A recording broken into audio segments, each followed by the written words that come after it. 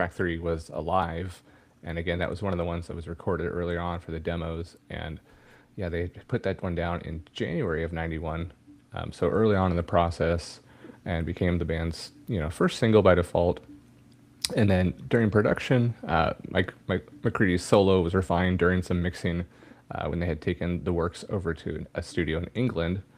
And Tim Palmer, one of the mixers on the album, added some extra guitar layers and polish, and he took it to a studio called Ridge Farm. So again, like $25,000 to lay down the album, $75,000 to mix it. Like for as much as they wanted it to be this raw statement of rock and roll, they sure polished the hell out of it.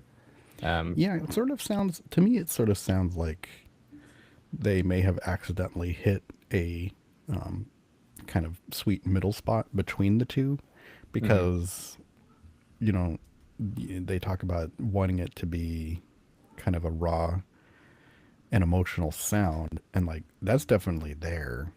I mean, Yeah, even besides even besides like the obvious Eddie's vocals kind of handling that, but there's a lot of it all over the album. And then yeah, like I was almost kind of surprised when I heard that that's what they were going for, because there really is a little bit of there's a bit of studio sheen to the whole thing, but not like too much to my right. ears.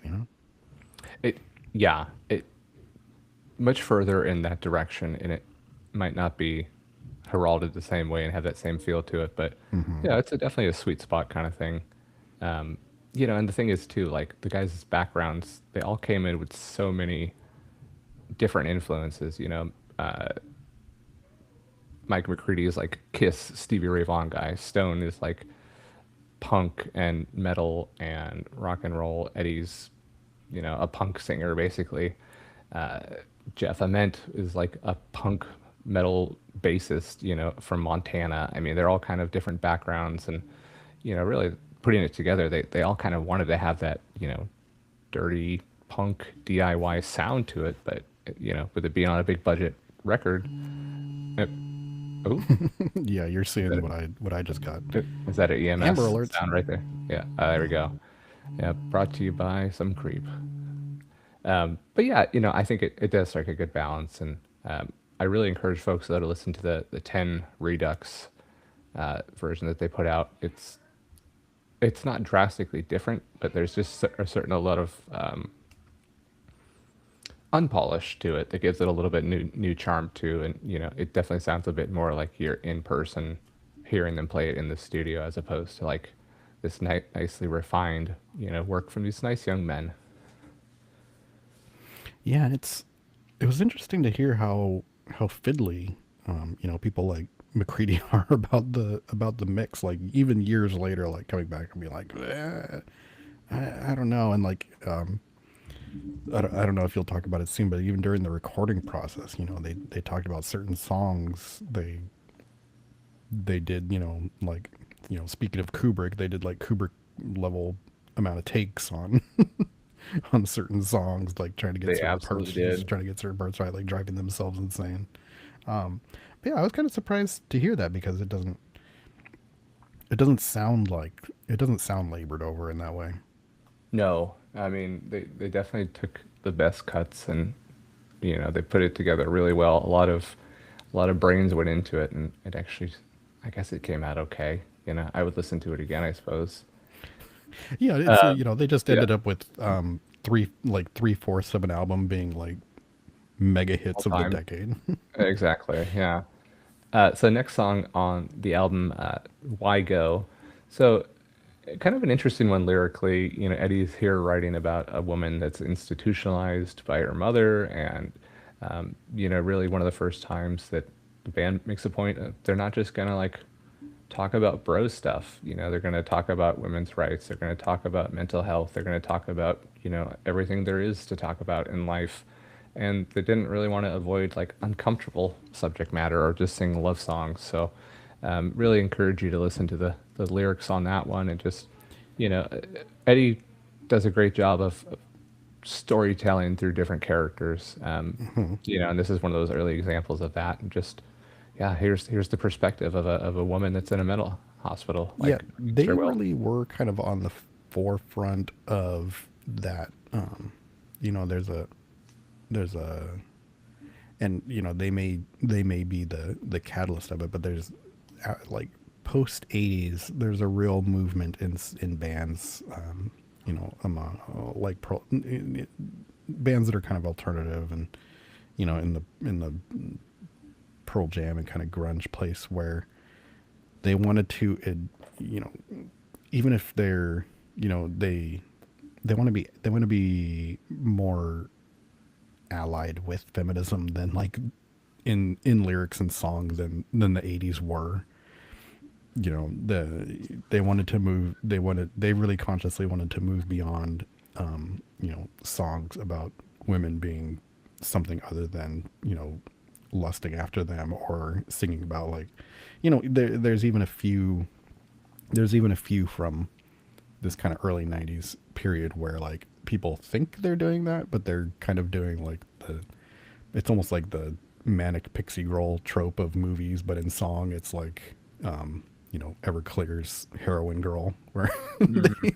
they think, Mhm. they kind of think, I mean, it's not that they're 100% wrong, but they think they're being progressive by not saying pour sugar on me, and instead, telling the story, but they're still kind of stuck in an odd portrayal of women. But Pearl Jam is kind of, yeah, like songs like songs like Why Go are kind of, they're finally stepping into the light of even with the even with the oddness of being a male singer singing Right. about this subject matter. Like, this is where it starts to get better.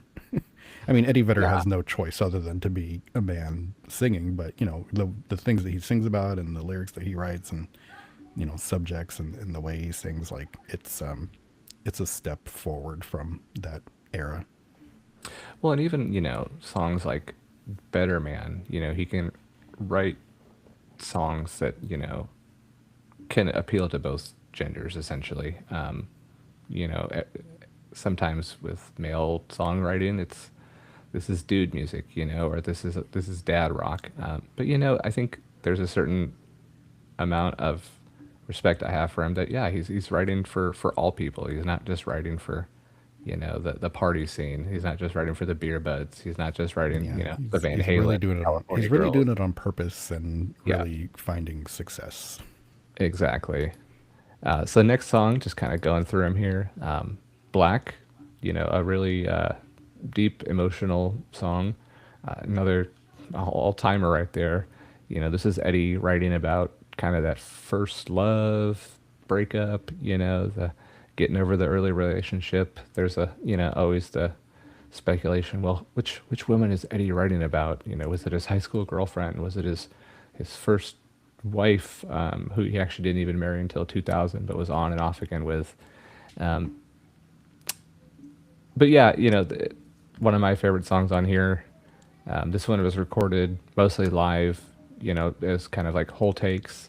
Um, Eddie's vocals pretty untouched. They didn't have to do too much with that one. And one of the things that really was like the impetus for that 10 Redux thing is there's a lot of like heavy reverb added onto it, and the band didn't like it. It's kind of one of those like, hey, you guys are making the album, whatever, you're gonna put it out for us. We don't have too much say. But 20 years later, now that we're freaking gods, uh, we're gonna do it how we wanted to. Yeah, we're gonna go We're back not and gonna turn let it that down. go. Yeah, exactly. Um, and this is an interesting one too. Like I think eventually it did become a single, but Hmm. Eddie didn't want it released as a single. The Eddie and the band basically refused, saying like, no, it's not good single material. It's too down, too personal.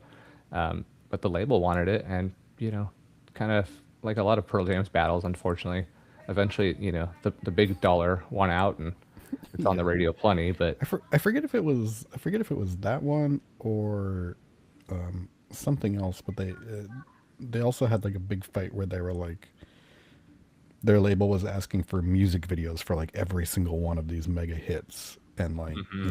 they said, look, we'll give you one or two, but we really we don't want these songs to live on in people's minds as videos. Like we want them to be Music. songs for Yeah, people. exactly. And that's interesting because I think like the next one on the album, kind of walks a fine line about that.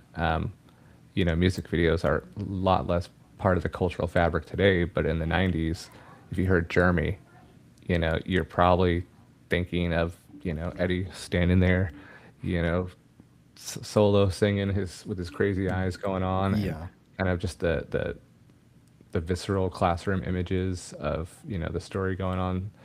So yeah, I mean that was a song written about, a real life incident where this, kid was picked on, and the video makes it look like something else, but basically it was just the kid, committed suicide in his class. But as we did growing up in the time of Columbine and mass school shootings now, the portrayal almost seemed like, oh my God, all these kids are covered in blood in the video. Did he just shoot up the whole classroom? And they eventually had to go back and like revise the video a little bit and put back in the part, like kind of basically not showing literally, but like further explaining that no, this is just a suicide. This wasn't a classroom shooting. Like yes, these are all tragic, awful things, but we didn't predict the future with some video like that. Um, I think Yeah, it's really strange. And we were just talking about, you know, I mean, the band is pretty prescient saying, knowing at this time and with songs this big, like if you put a video on something, there's a very decent chance, especially if the song is big, there's a very decent chance that you are really, you're really setting down a marker for almost all culture. And then like, Jeremy being one of the videos that they did do, of course, runs into real life.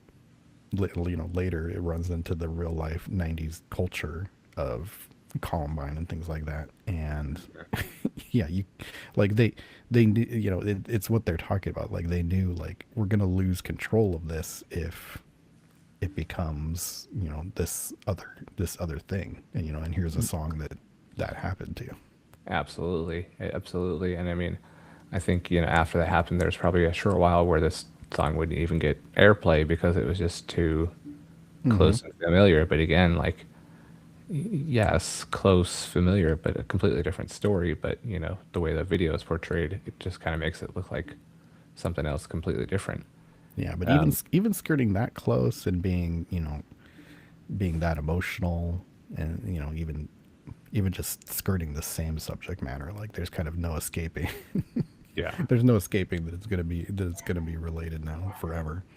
Well, and it's interesting too. Like of all their hit songs, this is one that they definitely go to very little live. I don't have the exact reason as to why, in terms of a quote or anything like that. But, I think just with the heavy weight of it, just through all the kind of like narrative ups and downs it's been through as a song, like Hmm. they'll play it every once in a while because Well, I mean, it's a and great song. But I think, lucky for them, they have like 12 other giganto hits. exactly. If you And don't see, it's not like everybody is piling into the stadium. Like, if I don't hear Jeremy, I'm gonna riot. right, I'm gonna stab myself in front of my class if I don't hear this. But yeah, it's I guess that's the joy of going to multiple Pearl Jam shows too in a week is if you don't like one song, just stick around for the next 20, and eventually you'll hear something you do like, and that's the band for you. On Yeah. on the mixing on this one, they made a note to like really mix up the bass and the drums on this, just to kind of give it more. They felt like narrative weight and everything, a little bit more, strength to it. So I mean, if you had to pick like song that defines this album, like is this the one for you? Is it alive? Is it put you on Man. the spot here? Yeah. Yeah. Yeah. It's really hard to pick one out.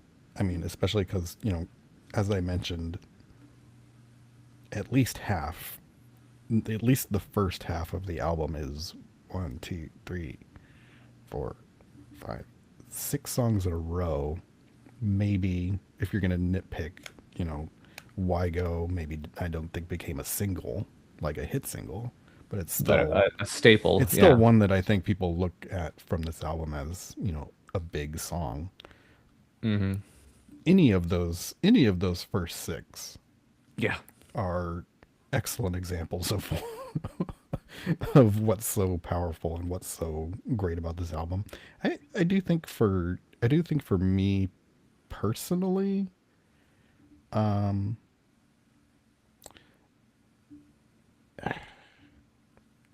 I mean, I guess it depends on the mood. If you're feeling a downer, it's gonna be Black.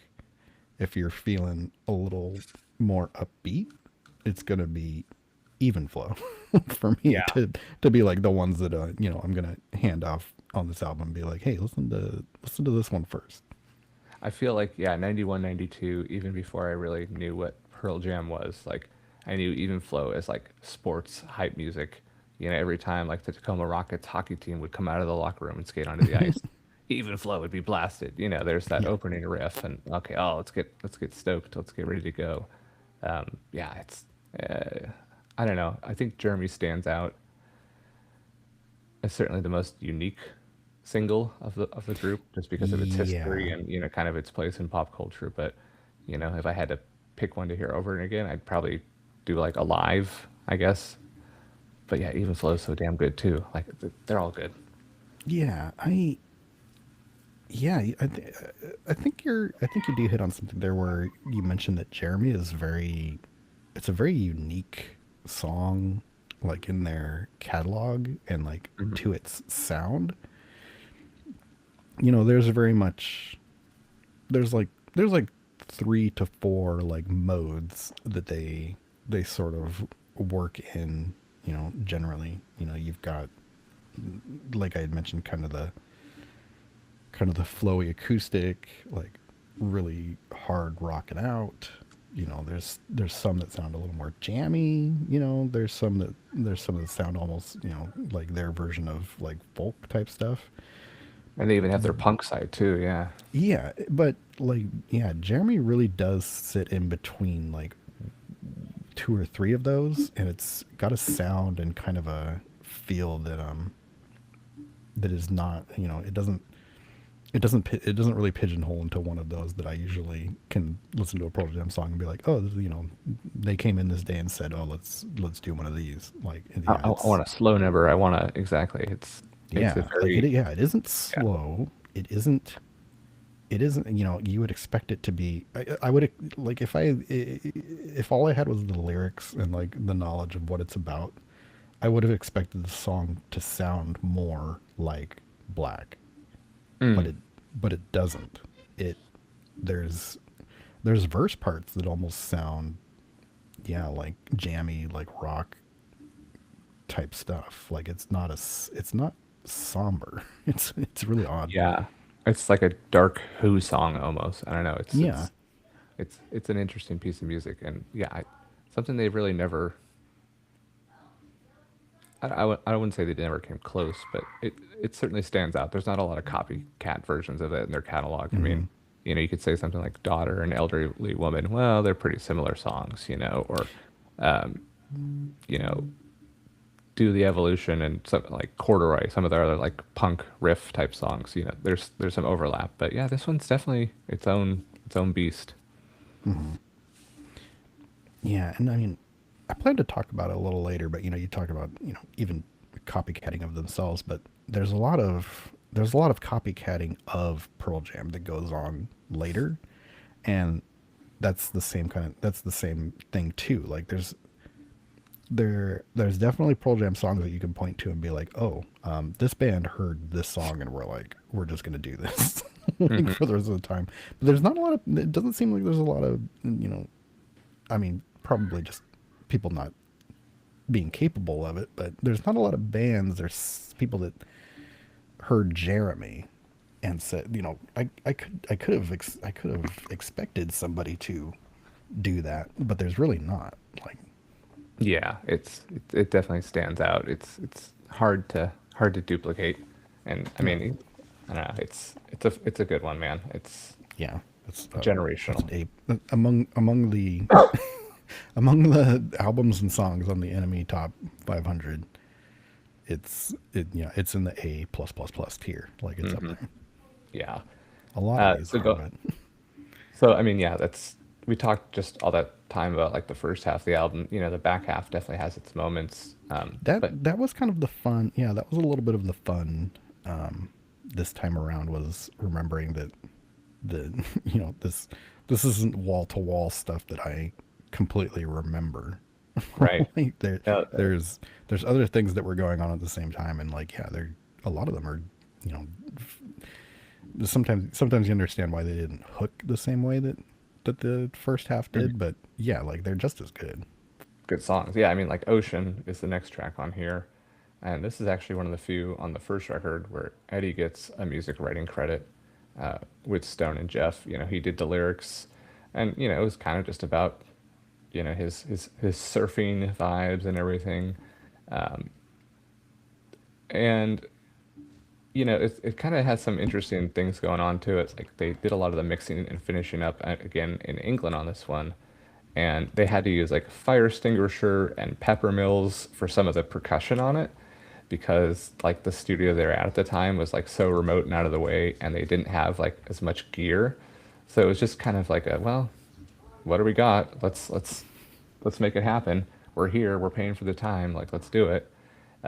So I don't know. This is a fun one. Just a kind of a slow, you know, ballady song. Yeah, just surfer singing about surfing and love and the water, man. You know, good times. Porch. This one was actually the track that was solely written entirely by Eddie Vedder.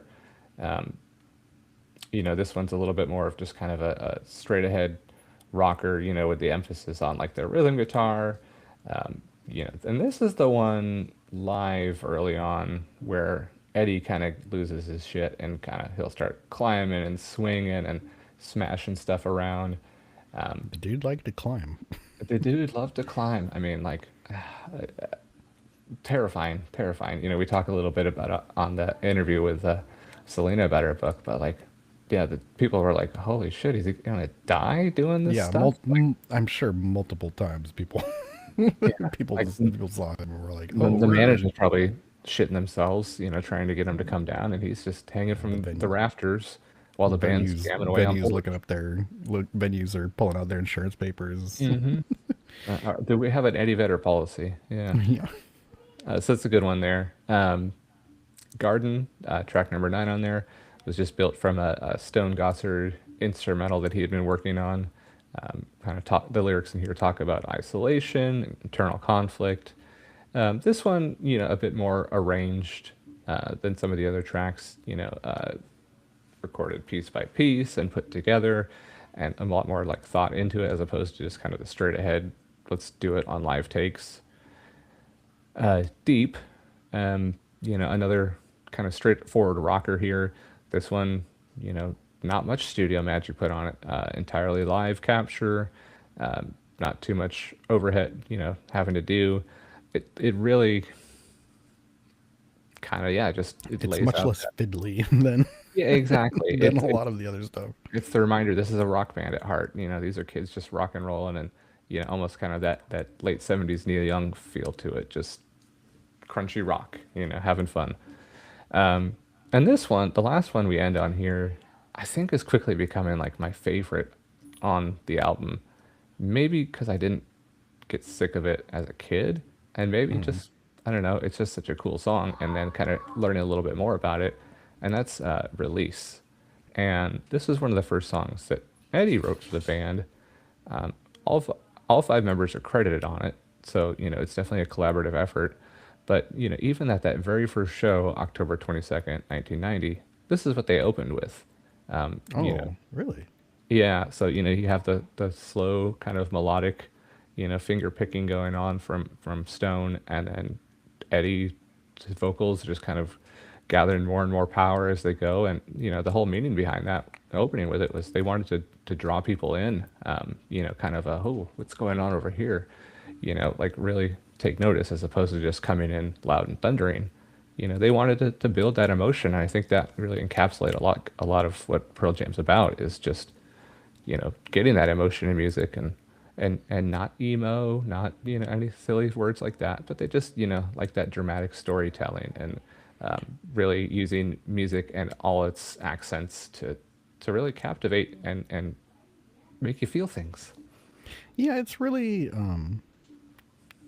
Eddie's superpower, right? Is being able to perform and emote in that way that is all in without, yeah, without just about ever kind of, yeah, like being emo or kind of maudlin, really. Like it's always got a slightly artistic bent, or a little something to it that never lets it.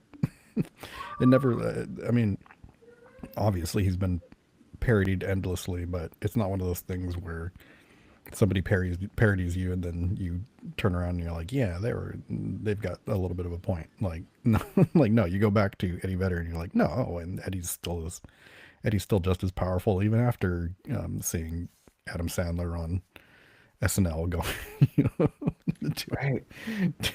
I think he was You doing can survive an improv or Adam something like Sandler. that. Yeah, yeah, yeah. I mean, and I think it's specifically because he's all in and he means what he's doing, and he's very serious about it. Like it always works for me. No, I mean